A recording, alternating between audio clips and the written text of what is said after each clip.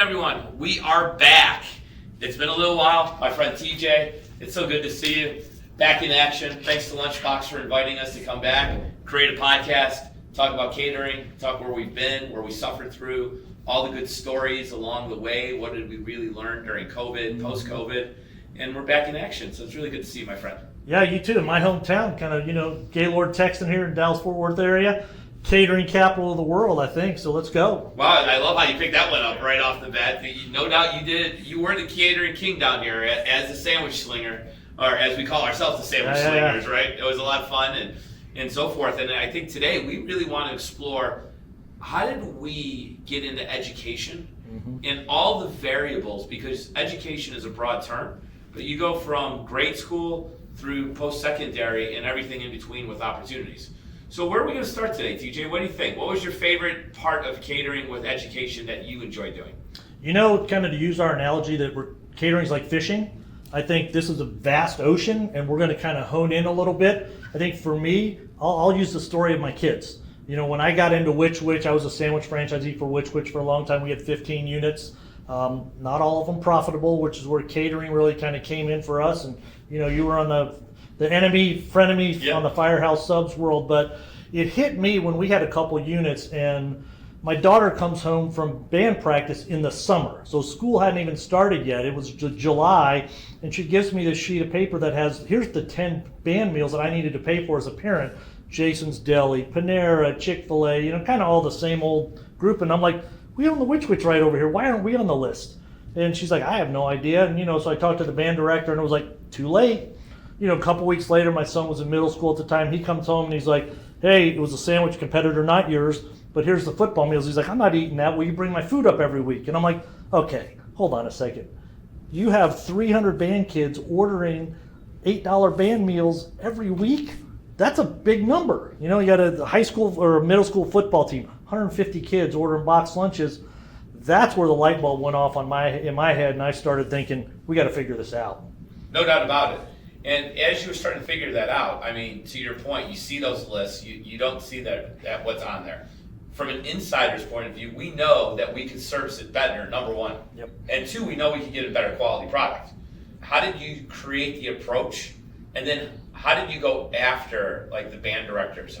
What was that niche to go after? Yeah, so a couple things. I think one, if you're familiar with Which Wich, they had 51 sandwiches, 50 toppings. We opened with that, hey, you can customize anything. And we started that, and we quickly realized from our managers, this isn't feasible. I can't make 300 fully custom sandwiches, get them out the door in a quality fashion, and do that multiple times. So we looked at the competitors, and most sandwich competitors offered ham or turkey with lettuce and tomato.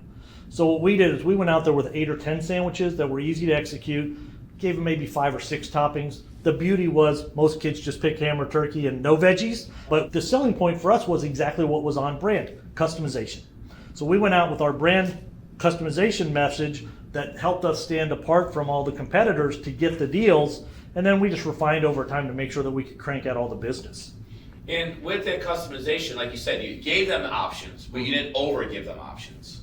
And then what other parts of the service that were helping you win that business? I think having a daughter that was in band, where they are meticulous and precision, and the lunch will be there at 12:02, and we will eat from 12:03 to 12:32.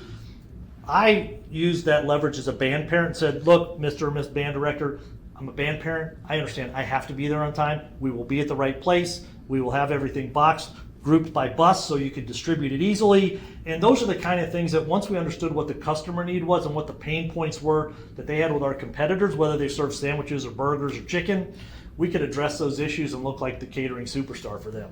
Nice. So you were solving problems, making it convenient, giving them optimization so the kids got a little bit more flavor. Parents felt better about it. You were in the community. How did you go hunting? Because you expanded that past your first school, right? It was the light bulb that triggered it. Yeah. But you also were very successful in a lot of other schools throughout the state, even in areas where you didn't live or have a child. Yeah, so kind of our story that I love to tell was we had a store about 30 minutes outside of San Antonio. And that's where the state band contest was every year.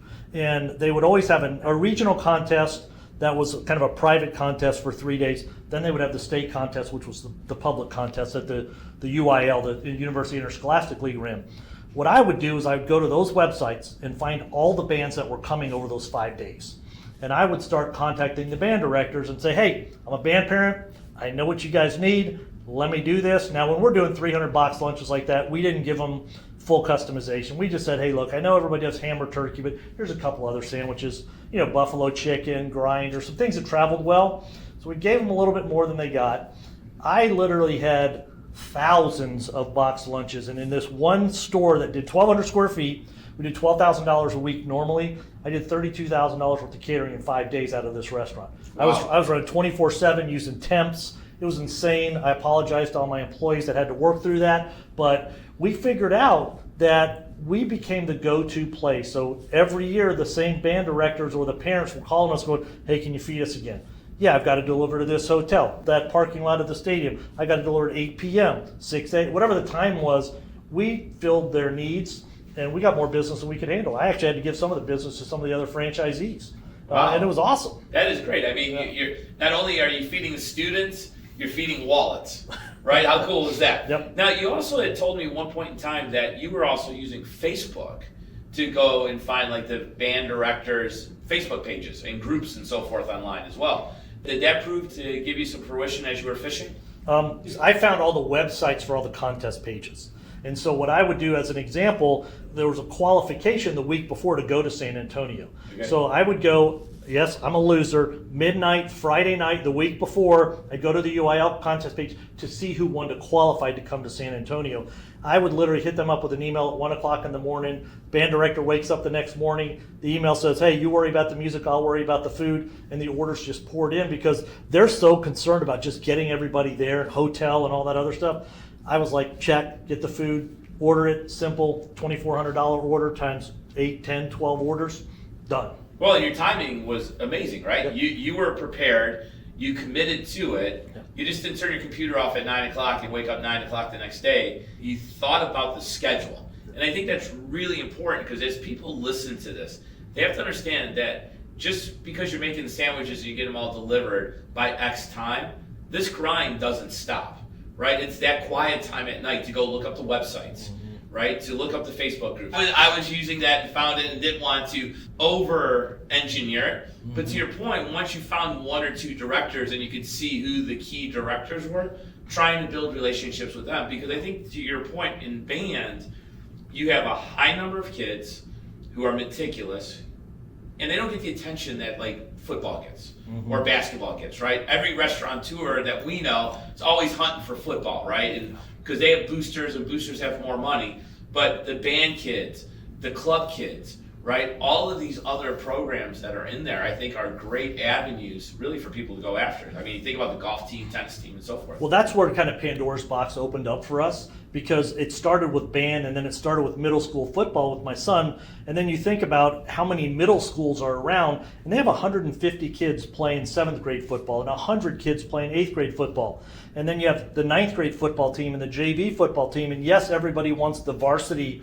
I could have cared less about the varsity because those were the least amount of players. They wanted the most money. So when we did the varsity, if somebody came to me and said, hey, sponsor my football team, I'm like, cool, I will sponsor your football team if you buy some meals from us. And we give them a $500 check, and even if they order 2 meals from us, 100 box lunches at $800 times 2, I got my money back. And I got all this free advertising. But we literally took that to 7th grade footballs on Monday, 8th grade footballs on Tuesday, or 9th grades on Wednesday, JVs on Thursday, at 3 o'clock in the afternoon. So now all of a sudden my sandwich business, which had a 11:30 to 1:30 rush, now I've got this massive amount of money coming in for 3 o'clock every day. Easy to deliver. My employees can kind of just drop it off on the way home type of deal. Band contests on Saturdays in September and October. Now all of a sudden I'm busy almost 6 days a week instead of just 2 hours a day like a typical sandwich shop. I mean, you kind of did the same thing with Firehouse too. How did you kind of expand the catering business on that side? We focused in on the lunch program. So as we looked for it, we said, where was there an opportunity that we could get in the Illinois market? They still have lunchroom ladies, and they still have a full-on lunchroom program. And how could we supplement that program with sandwiches? How can we supplement that for Teacher Institute days? So we started approaching the school food service directors and explaining to them how we brought a better quality product, how we didn't try to replace the lunch lady. Because I will tell you, when we first started pitching, the lunch ladies thought that their jobs were going to be eliminated. And it wasn't. It was actually, no, you guys are working really hard. This is a treat for the kids once a week, and we're going to supplement this. And all of a sudden, they saw that partnership, and they're like, oh, this is great. So we don't have to make the sandwiches, but they're going to get a branded sandwich from their community and service the kids. Like, this is great. Superintendents, as they looked at their nutritionals through our turkey program, we were able to provide better quality meat that met and exceeded the government standards for nutrition between that and our bread and our cheeses, right? So now it was just the winning combination. Where we had opportunity was because, like Walmart, our goal was to sell lots of sandwiches, but they had to be at a lower price point. So you had to understand that, but you knew that the quality and the volume was going to exceed the cost and the profitability, right?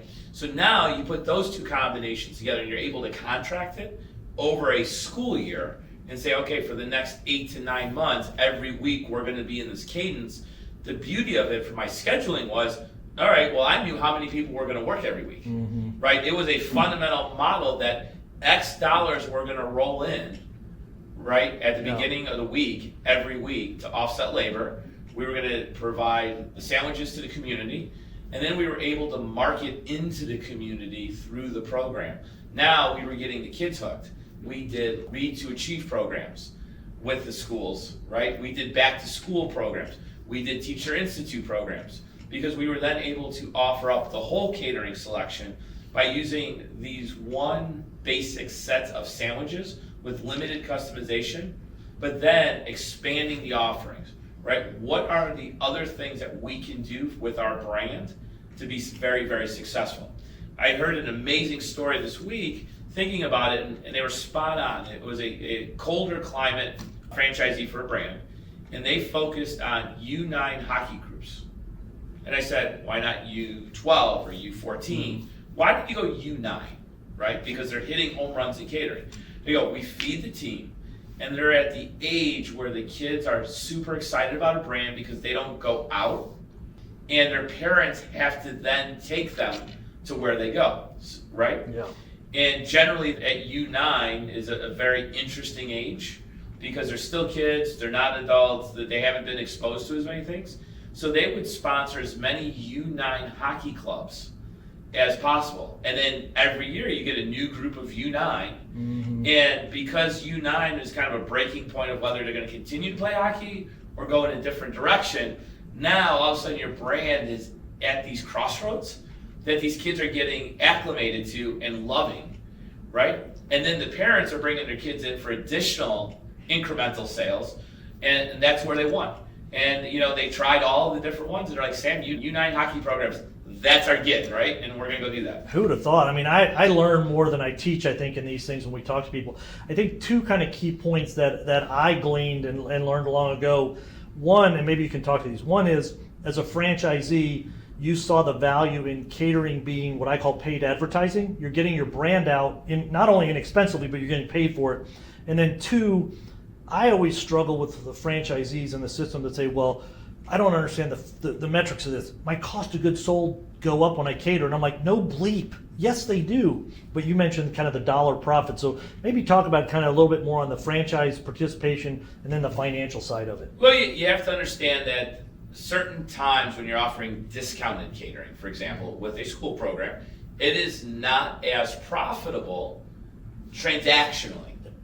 But those incremental dollars over the course of 9 months that are consistent flow through, now what does that do for you, right? Then you're adding in the fact that you have a captive audience and you can market to them. So how do you leverage that to get the full size order? Because when you start doing the teacher appreciation and they want the full meal, the full salad with meat and cheese and other toppings, when they want the brownie platters, when they want all those extras, they don't look for those discounts because they know the kids are getting the discount. So you have to dollar cost average it across the whole thing. And again, would I rather sell 5,000 sandwiches to one customer at a lower profit margin, or would I want to try to go get 5,000 individual customers? I personally want to start with that base every day. Yep. So in the whole scheme of things, you can run a little bit higher food costs, but still be extremely profitable. Yeah. You have to put the numbers in the spreadsheet, or you listen, if it's old school, just get your paper out, write the numbers down, and let's just do the math. Yeah. Just do the math, TJ. Show that you're going to win. And yes, maybe you're not making the 10, 15, 20% net profit. But again, if it's covering your labor, it's covering overhead, your restaurants are open. So maybe you make 5%. Well, that's a good point. I think one of the things a lot of people don't understand, and I'll use my example for sandwiches. Let's just say I make 8% bottom line. Okay, so I do $2,000 a day in my sandwich shop, and I'm making 8%. I'm making $160 a day, right? Well, if I do two 100 box lunch orders at $8, that's $1,600. I'm making at least 50% profit on that. So I'm making $800 additional profit that day. Whereas if I do $2,000 coming through my door, I make $160. And people get so hung up on it's 50% cost. Yeah, it is, but it's $800 in profit. It's 50% profit, not 8% profit. And those dollars that you take to the bank, my $32,000 in catering, I made $14,000 or $15,000 in profit in 5 days. I didn't make that in 3 months at the store. Right. It's like, it's not that hard to understand. Well, and at the end of the day, your rent's still being paid. Again, it's all added incremental sales, but those increments all add up to a business program and a business strategy. Yeah. I mean, at the end of the day, if you could do 50% catering and 50% dine-in, walk-in, and third party, I'd almost want to skip the third party and just do more catering, right? Because what you sacrifice in third party at the non-negotiated numbers, Yep. plus royalties, plus everything else, I'd rather have that one committed catering customer. Yeah. Because with the catering committed customer, you're also not getting refunds, you're not getting chargebacks, Yep. right? You're getting a check. So people forget, why don't you add your credit card processing back in because you're not charging, right? The schools are paying you via ACH, wire transfers, or checks. So you got to add all these pieces in, and people don't look at it equal to equal. They look at these macro numbers, or they look at some of the other catering resources that are out there, and they're like, oh my God, they're taking all this money.